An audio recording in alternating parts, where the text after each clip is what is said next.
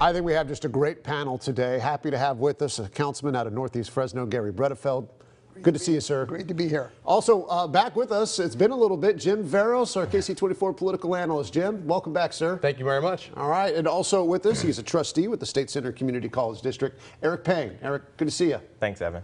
All right, so let's start off by talking about immigration. And I know the guys at Meet the Press before us just talked about the family separation and stuff to death. And so I don't want to get too much into that. Plus, Jim, as you were pointing out, a lot of the air has been taken out with the executive order. Right. When's it going to happen? There's a lot of things still up in the air right now.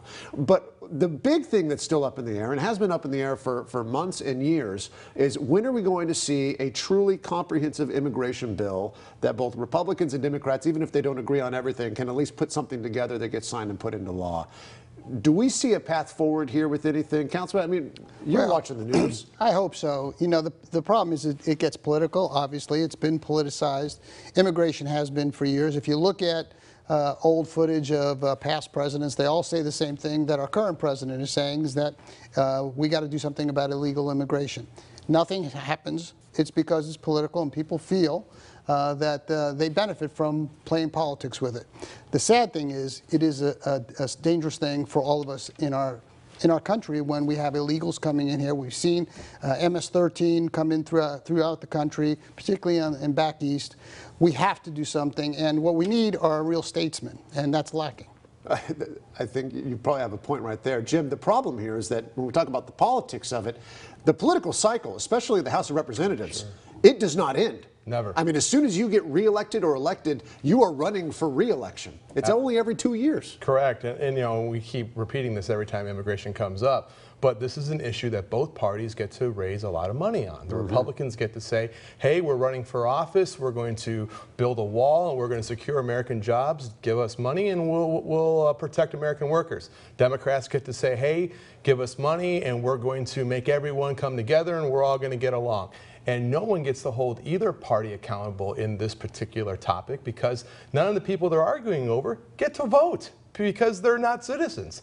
So I don't see this topic really ever ending because I think both parties right now, the way that it's set up, are doing too well financially to actually come to any sort of agreement. It's built to fail right now. So it's going to take somebody or a group to really step forward and say, hey, we're going to put policy over politics. Eric, the president has said the Democrats don't want to see the issue with families being separated fixed, that they don't want to see any sort of comprehensive immigration reform because they're counting on it to drive people to the polls. How do you react as a Democrat to that from the president? Well, I think, you know, to Gary's point that the issue has been politicized, but I think Donald Trump has been the one to politicize that issue, specifically with our children.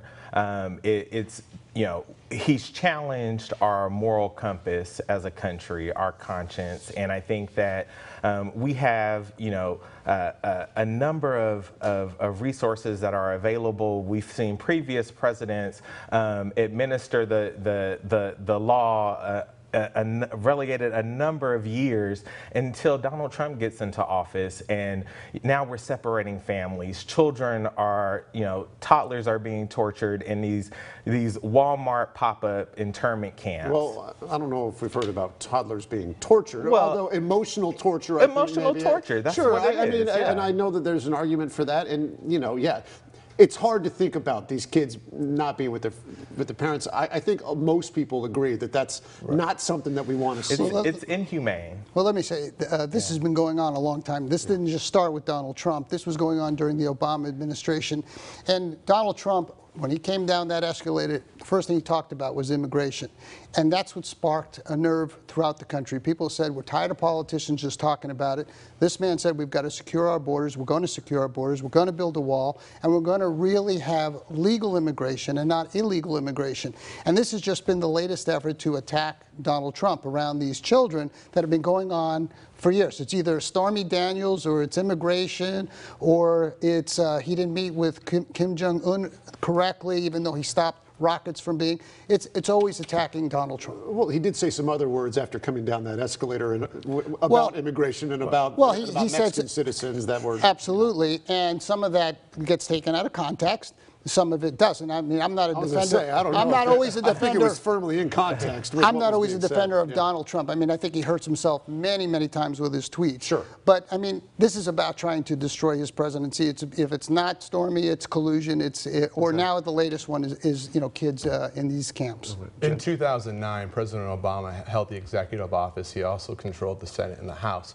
And he decided to go after the health care and pass Affordable Care Act. In 2009, he could have put together a plan. He controlled everything, and they chose not to because it was too difficult at the time. Yep. So this is not a new thing. This is something when a Republican's in or a Democrat is in, they have chosen not to pass it because I feel that they are making too much money. Was it too difficult, or was it that they don't want to deal with it? Neither party right now is really deciding. There have been times that both parties have controlled the executive and the House and the Senate, and they decided not to. Immigration is something that drives people to the polls. It raises a lot of money, Jim, as you were just pointing out. Let me ask really quick about the new poll, really the first big poll in the governor's race, coming straight out of the primary. Newsom, 45%. John Cox, 28%, undecided, 27%. This from the USC LA Times. Any big takeaway? I mean, I think everybody assumed that Newsom would have the big lead coming out of this. It just shows that John Cox does have a lot of ground he's got to gain. He's got to make up. And that wasn't something that is shocking. I mean, we all know that, John Cox is pretty much going to at least carry 29-30% of the vote because obviously that is where the Republican base is right now in the state. And how is he going to make up that ground? And that was something right after election night we were all talking about, was how does he convince folks that clearly are not Republican to say that Gavin Newsom is not the guy? And he's definitely tied the gas tax to that ship, and we'll see how long that sails. Well, and John Cox's campaign put out their own poll, I think that they did themselves, 59%, they say, supporting a repeal of the gas tax. Eric, do you think is this something that could, and not just the governor's race, but this could be something that could really drive Republicans to the polls and could cause Democrats some problems in November? You know what? I think Gavin Newsom is going to sail to victory in November. I think it's amenable to say that, Mr. Cox has secured 30% of the vote. I think he does not capture a majority of California or the base that he needs to capture to be successful. As far as that other point, though, about maybe other races being affected and the repeal effort itself. Well, they will be affected, but I want to just say this.